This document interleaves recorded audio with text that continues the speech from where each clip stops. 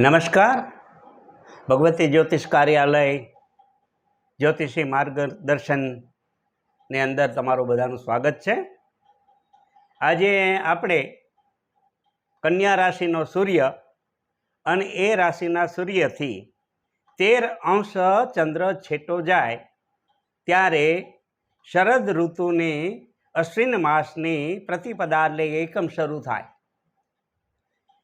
હસ્ત, ચિત્રા, સ્વાતિ, વિશાખા, અનુરાધા, જ્યેષ્ઠા, મૂળ એ 8 નક્ષત્ર જાય. 9 નક્ષત્ર જાય એટલે દશેરા થઈ જાય. એને આપણે શારદ ઉત્સવ તરીકે ઓળખીએ છીએ. આ શારદોત્સવમાં મા ભગવતી નવદુર્ગાનું આહ્વાન થાય છે, પૂજન થાય છે, અર્ચન થાય છે અને દરેક ભક્તો પોતાનો ભક્તિભાવ સ્ત્રી શક્તિ, માતૃશક્તિને સમર્પિત કરે છે.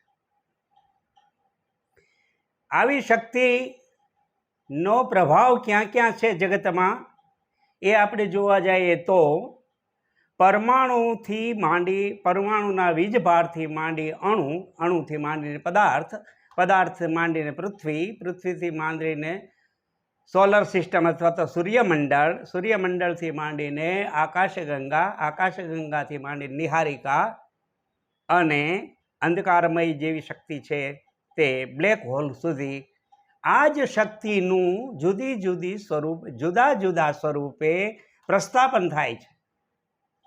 આ એવી શક્તિ છે, માતાજી એવી શક્તિ છે, અથવા તો શક્તિને આપણે માતાજીના સ્વરૂપમાં પૂજીએ છીએ. એ શક્તિ એવી છે કે તેનાથી દેવો, દાનવો, માનવો, યક્ષ, કિન્નર, રાક્ષસ અને જળ અને ચેતન બધા જ પ્રભાવિત થાય છે. એટલે કે સચરાચર વ્યાપ્યા એ શબ્દ અહીંયા સાર્થક થાય છે. હવે આપણે સચરાચર એટલે શું? તો સચરા એટલે કે સ એટલે સાથે, ચરા એટલે ગતિ કરે અને ચરાચર અચર એટલે કે સ્થિર હોય તે.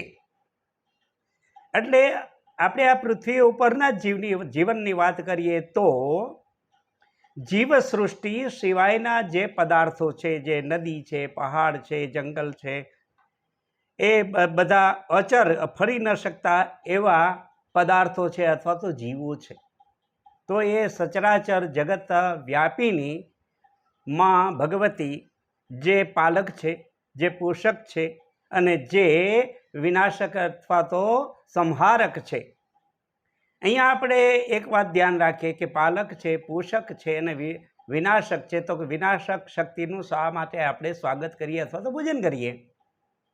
તો મારે તમને એ જ કહેવાનું છે કે તમે કોઈ પણ વસ્તુ બનાવો છો ત્યારે એને જાળવો છો અને એ વસ્તુની જરૂરિયાત ન હોય અથવા તો સમય મર્યાદા પૂરી થઈ હોય તો તમે એને નાશવંત ગણી અને અન્ય સ્વરૂપમાં ફેરફાર કરો છો.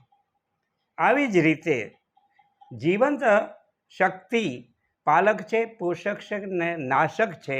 એ જો નાશ નહીં કરે તો નવી શક્તિ, નવી પેઢીનું આગમન નહીં થાય. હજારો વર્ષ સુધી એકના એક માણસને જીવવાનો જો મોકો મળી જાય તો માતાજીને પ્રાર્થના કરવી પડે કે ભાઈ માતાજી આટલું બધું આયુષ્ય મને નહીં ચાલે. તો એવી દરેક પદાર્થની વાત છે. દરેક પદાર્થની ઉત્પાદન થાય છે, સ્થિર થાય છે અને સંહાર પણ થાય છે. આવી મહાશક્તિને ભજવાનો ઉત્તમ મોકો એટલે એકમથી નોમ સુધીના નોરતા અને ત્યાર પછી દશેરાનું માતાજીનું હવન અને શારદ ઉત્સવને આપણે પ્રણામ કરીએ.